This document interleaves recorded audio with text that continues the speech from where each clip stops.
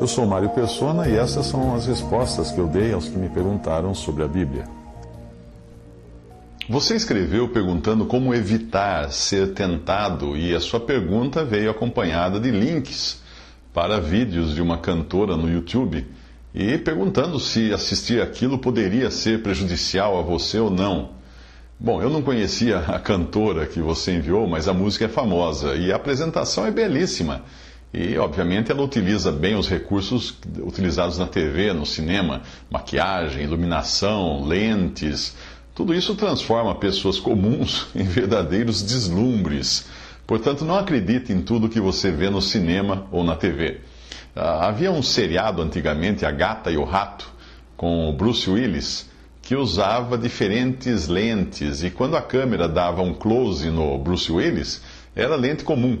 Mas quando a câmera dava um close na artista, na mulher, eu não lembro o nome dela, era uma lente esfumaçada nas bordas e deixava ela simplesmente deslumbrante. Eu não vejo nada de errado numa canção ou apresentação assim como essa do vídeo que você enviou, porque é uma canção romântica e é algo perfeitamente natural cantar o amor. Afinal, existe um livro na Bíblia que é ele todo uma canção de amor, o livro de Cantares. Se este livro não estivesse na Bíblia, muitos cristãos o repudiariam pela ousadia com que ele trata o tema, inclusive do aspecto sexual do relacionamento marido-mulher. Obviamente, ali não se trata de sexo ilícito, mas da relação do Senhor com sua amada, que no caso ali é Israel, representado então pela mulher.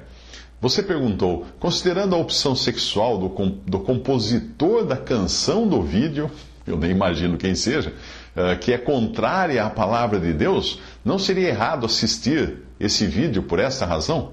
Bom, eu não conheço o compositor. De qualquer maneira, eu não me preocuparia muito em ir fundo na biografia dele para saber detalhes da sua vida, das suas opções sexuais, ou seja lá o que for, porque não é isso que está sendo exposto na sua canção. A letra da música não fala nada disso. Existe uma corrente dentro das igrejas evangélicas que adora se ocupar do mal. Se ocupar com o mal. São pastores que ganham a vida pregando contra o He-Man, os desenhos da Disney, as músicas da Xuxa e coisas do tipo.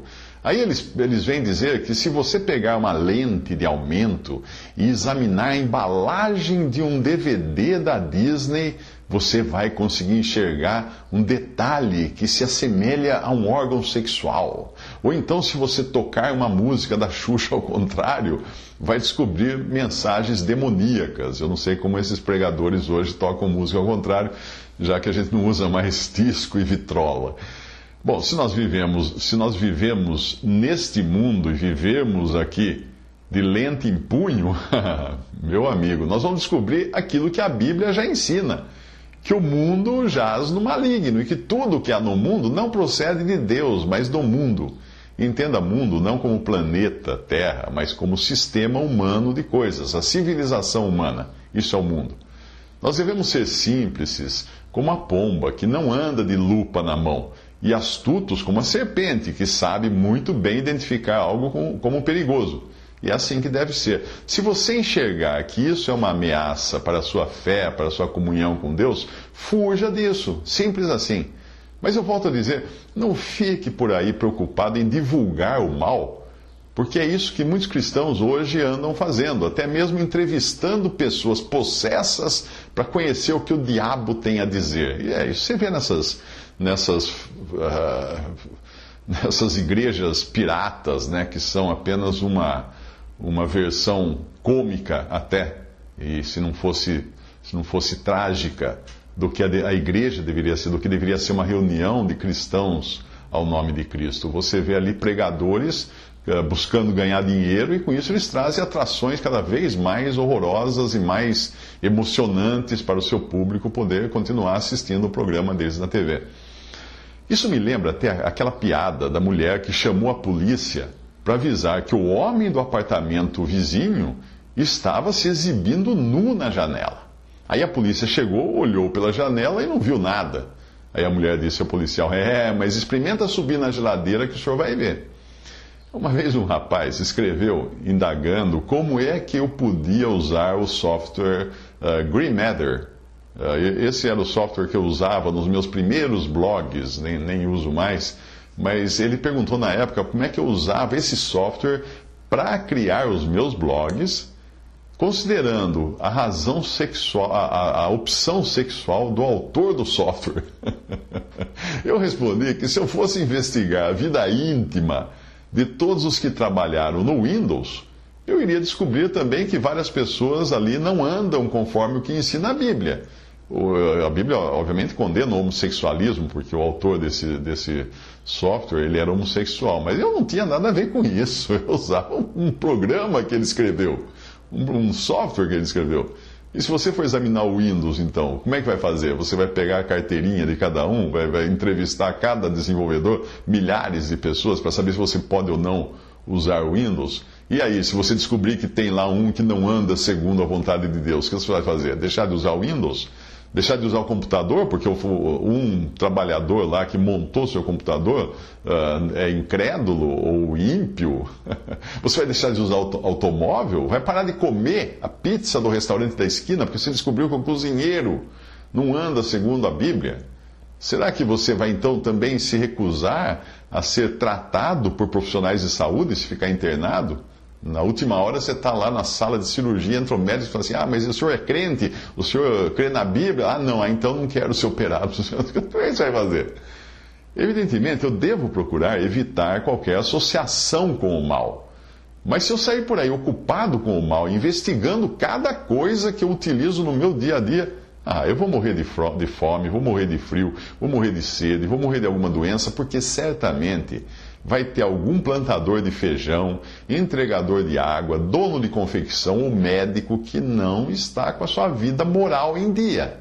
Resumindo, a ocupação do cristão deve ser com as coisas do alto, e a exortação também vale para quem fica ocupado com o mal, que causa sensação, sob o pretexto de estar avisando as pessoas dos seus malefícios.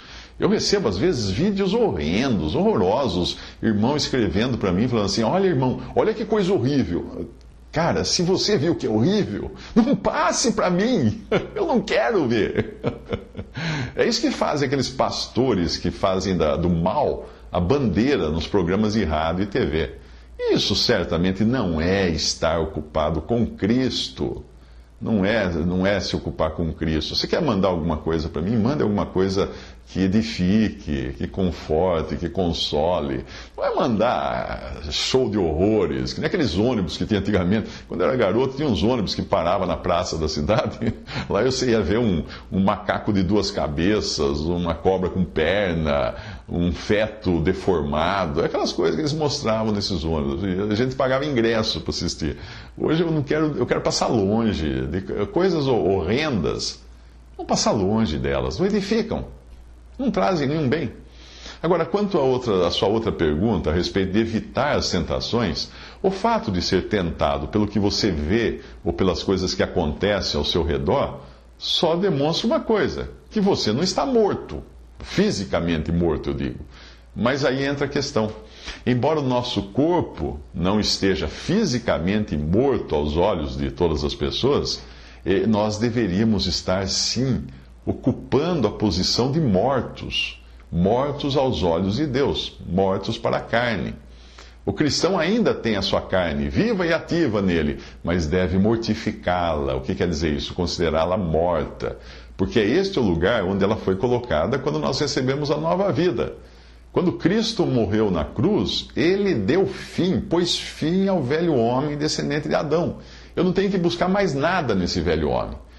Porque se eu viver lidando com a carne, ainda que seja na tentativa de manter minha carne quieta, isso continuará sendo ocupação com a carne. Era isso que faziam aqueles monges do catolicismo antigamente, que se flagelavam, né? Eles batiam com chicote nas costas, vestiam roupas que pinicavam por dentro, colocavam cintos cheios de agulhas para furar a sua carne. Ora, enquanto eles estavam batendo na carne, eles estavam ocupados com a carne. Seja para bem, seja para mal. A ocupação deles não era com Cristo. Gálatas 5, 16 a 18 diz o seguinte: digo, porém, andai em espírito e não cumprireis a concupiscência da carne. Porque a carne cobiça, luta contra o espírito, e o espírito luta contra a carne. E estes opõem-se um ao outro, para que não façais o que quereis. E se sois guiados pelo espírito, não estáis debaixo da lei. Veja o que diz aí. Não é combatendo a carne que nós andamos no Espírito, mas é andando no Espírito, e este é o Espírito Santo, né? O Espírito, então, vai combater a carne. É um trabalho não meu, é um trabalho do Espírito Santo que habita em mim. Outra coisa que diz aí nessa passagem é que nós somos guiados pelo Espírito e não pela lei. As duas coisas não podem coexistir. Se eu me deixar levar pela lei, do tipo, faça isso, não faça aquilo, então eu não estou sendo guiado pelo Espírito. Se eu me ocupar com o Espírito, é Ele quem irá cuidar do resto. Se eu me ocupar com o Senhor Jesus e andar em comunhão com Ele no Espírito, é Ele que vai cuidar do resto. Você se lembra de quando era criança e ganhava um presente que você estava esperando há muito tempo? O que acontecia quando você ganhava o presente? Os seus pais precisavam obrigá-lo a almoçar, a jantar, porque você esquecia das suas necessidades básicas. Ficava segurando a bexiga, estourando para ir no banheiro. Você não ia, porque você queria ficar brincando com aquele brinquedo. Tão encantado que só ia fazer xixi quando a coisa apertava demais. É assim que funciona. Quando nós estamos entretidos, encantados com alguma coisa, nós deixamos naturalmente de fazer as outras, sejam elas boas ou ruins. É a atração pelas coisas que pertencem a Cristo que nos faz deixar as coisas que não agradam a Ele. Os judeus tentaram fazer isso pela lei. E no que deu? Não conseguiram, porque a lei só condena. Mas nós temos o Espírito Santo agora habitando em nós. Obviamente, em última instância, nós não perdemos o controle de decidir o que nós queremos fazer. E quando nós pecamos, é porque nós queremos pecar. Anota aí. O crente, quando peca, é porque ele quer pecar. Não sou diferente de você. Mas, como diz o ditado, você não pode evitar que os pássaros voem sobre a sua cabeça, mas você pode evitar que eles façam ninho nos seus cabelos. Se eu percebo que algo, seja música, vídeo, imagem, ambiente, amizade, ou que seja lá o que for, está me fazendo desviar para aquilo que é pecaminoso, o que fazer? Devo evitar essas coisas ou situações. Eu não posso evitar que essas coisas o tempo todo me assediem, me atraiam ou voem sobre a minha cabeça, mas eu posso evitar que essas coisas façam ninho nos meus cabelos, fugindo delas. José fugiu da mulher de Potifar, correndo para escapar de uma circunstância que ele sabia não ter poder para lidar com ela. Ele sabia que ele não ia conseguir se controlar se ele continuasse sentado ao lado daquela mulher adúltera querendo seduzi-lo. Ele não ia conseguir. Nós devemos entender sempre que nós não conseguimos, nós temos que fugir. Não é lidar com a coisa, é fugir. Davi, no dia em que os reis iam à guerra, ele ficou em casa. Não devia ter ficado em casa, era o dia em que os reis iam à guerra, fala na Bíblia. Aí ele acordou tarde, percebe? Preguiça. Aí o que ele fez? Ele foi na varanda, viu Batseba tomando banho pela janela do seu palácio. Ele viu a mulher lá tomando banho, provavelmente nua. E não diz na Bíblia que ele precisou subir na geladeira para fazer isso, como na piada da velhinha lá que reclamou com os policiais. O que ele fez? Ao invés de fugir daquilo, ele mandou buscar a mulher. E deu no que deu. Se ele tivesse feito o que os reis faziam naquela época, ele não estaria em casa, ele não estaria acordando tarde, ele não olharia pela janela, etc, etc, etc. Percebe? Tudo começa errado no começo.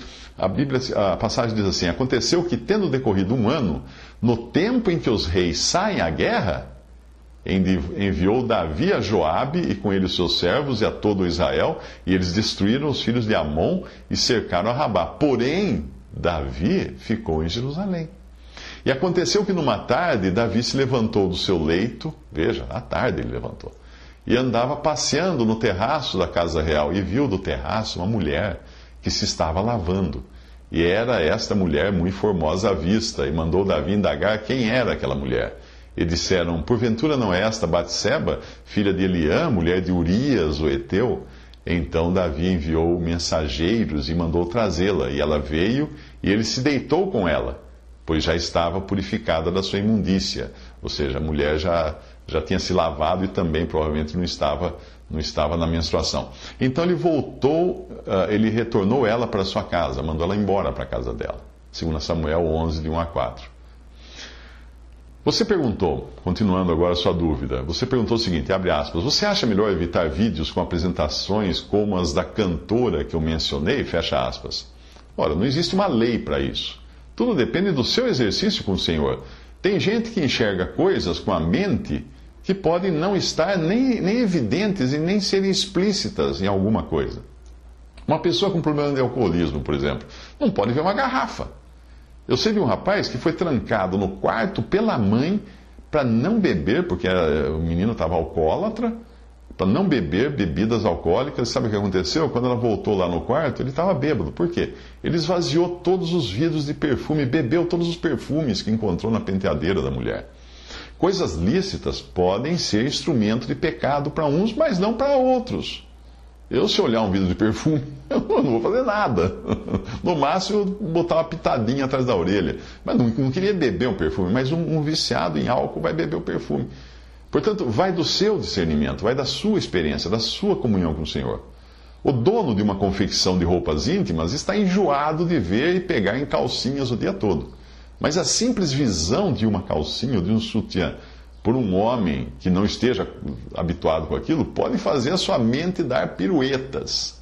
Então, fuja disso. Se a tua mão te escandalizar, corta-a. Melhor é para ti entrares na vida aleijado do que tendo 2 mãos ires para o inferno, para o fogo que nunca se apaga, diz Marcos 9,43. Obviamente o objetivo da passagem não é cortar literalmente a mão, não é? Algumas pessoas já fizeram até isso, com a mão e com outros membros do corpo. Mas ali trata-se de uma analogia, ou seja, qualquer coisa que possa servir de tropeço é melhor eu cortá-la, tirá-la de perto de mim. Se eu for um alcoólatra, pode ser preciso que eu até evite perfumes. Ou olhar para propaganda de bebida na TV, ou sair com amigos que vão beber. Eu tenho que fugir da situação para eu não cair no vício. Mas às vezes nós somos obrigados a abrir mão de certas coisas, não por nós mesmos, mas pelo dano que elas podem causar aos que nos cercam. Isso porque nós podemos ser fortes até para suportar certas coisas, ou até indiferentes a algumas coisas, mas outros não. E isso pode incluir coisas tão inócuas quanto comer e beber. Veja o que diz Paulo na sua carta: não destruas por causa da comida a obra de Deus. É verdade que tudo é limpo, mas mal vai para o homem que come com escândalo. Bom é não comer carne, nem beber vinho, nem fazer outras coisas em que teu irmão tropece, ou se escandalize, ou se enfraqueça. Isso está em Romanos 14, de 20 a 21.